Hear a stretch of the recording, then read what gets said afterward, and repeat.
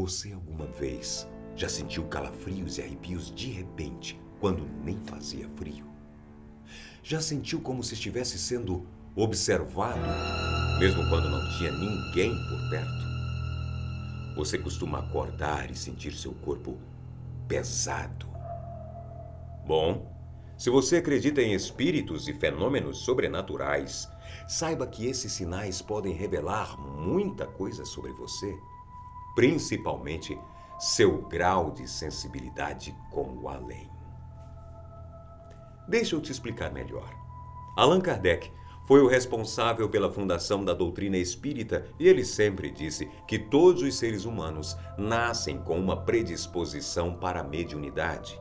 Às vezes, você fala que seu sexto sentido para algumas coisas é forte e segue sua intuição. Isso é um tipo de mediunidade. Apesar de todos terem a oportunidade de desenvolver habilidades assim, algumas pessoas já podiam se comunicar com espíritos quando ainda nem sabiam o que isso significava. Alguns casos que são quase inacreditáveis. Se você ainda tem dúvidas ou não acredita nesse tipo de assunto, eu te aconselho a assistir esse vídeo, pois ele pode fazer você mudar de ideia. Eu sou Antônio Bocco e você conhece agora 5 casos de mediunidade que vão abalar suas crenças. Número 1. O caso das irmãs Fox. No final de 1847, uma família se mudou para uma cidadezinha no interior dos Estados Unidos chamada Hydesville. Nessa casa moravam John Fox, Margaret Fox e as suas 2 filhas, Kate, de 11 anos, e Margaret, mais conhecida como Maddie, de 14 anos. No ano seguinte, enquanto as meninas brincavam, elas começaram a ouvir barulhos estranhos pela casa. Eram ruídos que pareciam de móveis sendo arrastados, passos em outros cômodos, arranhões na parede e batidas na madeira. O que a família não sabia é que essa casa já tinha relatos de acontecimentos estranhos quando outras pessoas moravam lá. Assustadas, as meninas foram contar aos pais o que elas tinham escutado e depois decidiram se comunicar com aquela assombração. Primeiro foi Kate. A pequena corajosa pediu que essa força invisível repetisse o número de palmas que ela fizesse dando pancadas na parede. Isso aconteceu. Depois, Meg fez algumas perguntas e pediu que a entidade respondesse com as batidas na parede. Uma vez, se a resposta fosse não, e 2 vezes, se fosse sim. Por fim, as meninas conseguiram descobrir que a origem dos ruídos tratava-se do espírito Charles Rosman, um homem que tinha sido assassinado com uma facada em um dos quartos da casa, 5 anos antes daquela família se mudar para lá. E ainda revelou que seu corpo estava enterrado abaixo da adega da casa. O assunto se espalhou pela cidade e, após cavarem nesse local, os moradores descobriram pedaços de cabelo, carvão, cal e alguns ossos. Porém, os restos do corpo desse homem só foram identificados 56 anos depois, escondidos em uma parede falsa da casa. Mesmo após serem afastadas desse lugar, as irmãs Kate e Maddie continuaram escutando pancadas e ruídos.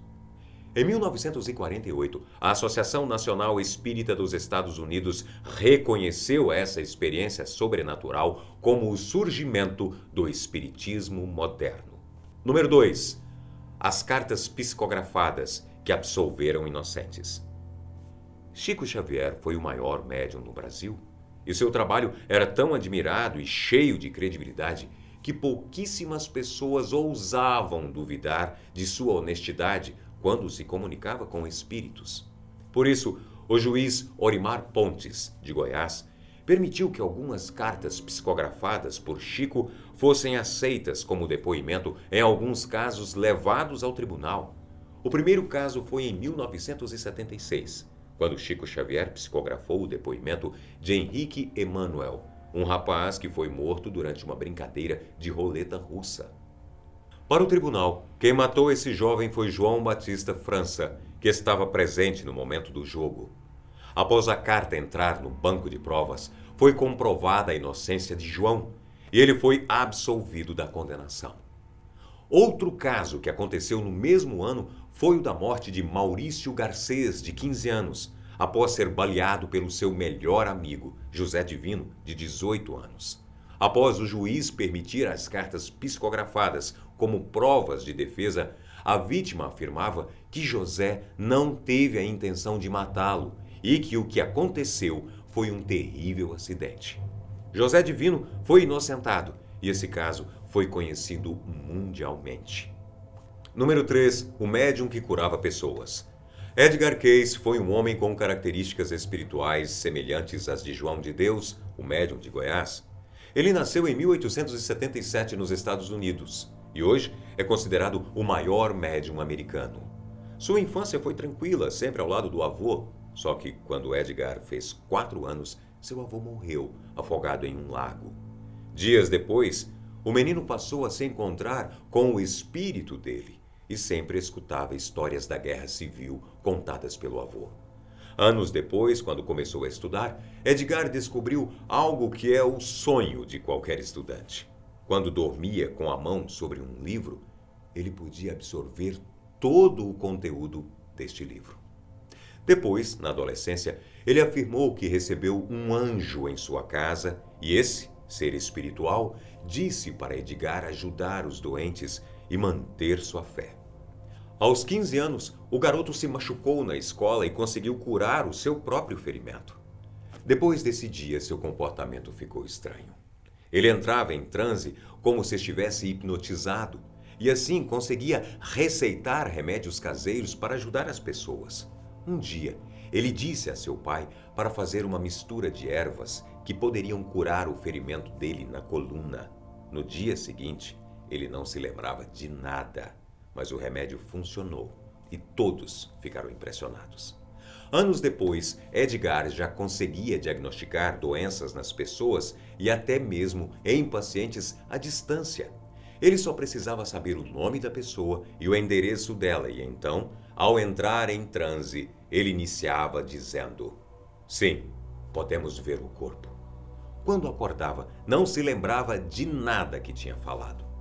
Mesmo após ajudar milhares de pessoas, ainda existiam pessoas que duvidavam de sua mediunidade. Por isso, ele foi proibido de realizar consultas por exercício ilegal da medicina. Antes de morrer, ele continuou atendendo várias pessoas, realizava até 8 diagnósticos por dia e morreu em 1945. Número 4. A história do casal Warren. Lorraine e Edward Warren. Tenho certeza que você já ouviu falar desses nomes alguma vez. Esse casal já explorou mais de 10.000 casos paranormais que aconteceram nos Estados Unidos e um dos mais famosos foram inspirações para os filmes Invocação do Mal, Terror em Amityville e a boneca Annabelle. Ed era demonologista e Lorraine uma médium clarividente. Juntos, eles passaram a investigar casos sobrenaturais para tentar ajudar as pessoas a resolverem estes problemas que as assustavam tanto. Em mais de 5.000 casos, eles chamavam exorcistas para realizarem a expulsão de entidades demoníacas.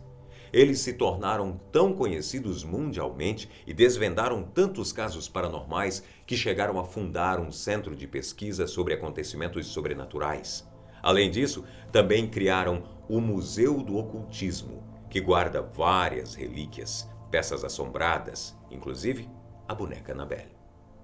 Número 5. A infância de Divaldo Pereira Franco. Certo dia, um menino de 4 anos estava brincando na sala da sua casa, quando de repente uma mulher desconhecida apareceu na frente dele e disse: "Quero falar com sua mãe." O menino a chamou, mas sua mãe não viu nem escutou nada. Então o menino disse: "Essa mulher se chama Maria Senhorinha, mãe." Quando ouviu isso, a mãe dele começou a chorar, pois essa mulher era a mãe dela e já havia falecido. O menino jamais tinha escutado esse nome antes e nem sabia como sua avó era, já que ela havia morrido antes dele nascer. Quando ele a descreveu em detalhes, a mãe dele teve certeza. Esse foi o primeiro contato médium de Divaldo Pereira Franco. Conforme ia crescendo, ele foi conhecendo outros espíritos que lhe fizeram companhia por muitos anos. Só que ele não diferenciava ainda um espírito de um ser humano vivo. O índio Jaguaraçu sempre brincava com ele. Mas quando Divaldo completou 12 anos, o espírito se despediu, pois iria reencarnar. Foi aí que o menino percebeu o que era o seu amigo. Ainda criança, Divaldo recebeu uma outra companhia, só que não era tão boa quanto o seu amigo índio. Esse espírito era chamado pelo menino de Máscara de Ferro e sempre aparecia com roupas de sacerdote. O que mais assustava o menino eram as ameaças de ódio e morte que esse espírito fazia, e só 30 anos depois é que Divaldo conseguiu ter paz. Após estudar mais sobre a doutrina espírita, ele passou a psicografar livros e se tornou um elo de comunicação entre pessoas vivas e espíritos. Hoje, é considerado um dos maiores médiuns do Brasil. Bem, espero que você tenha gostado do vídeo de hoje. Eu sou Antônio Bocco e a gente se encontra na próxima.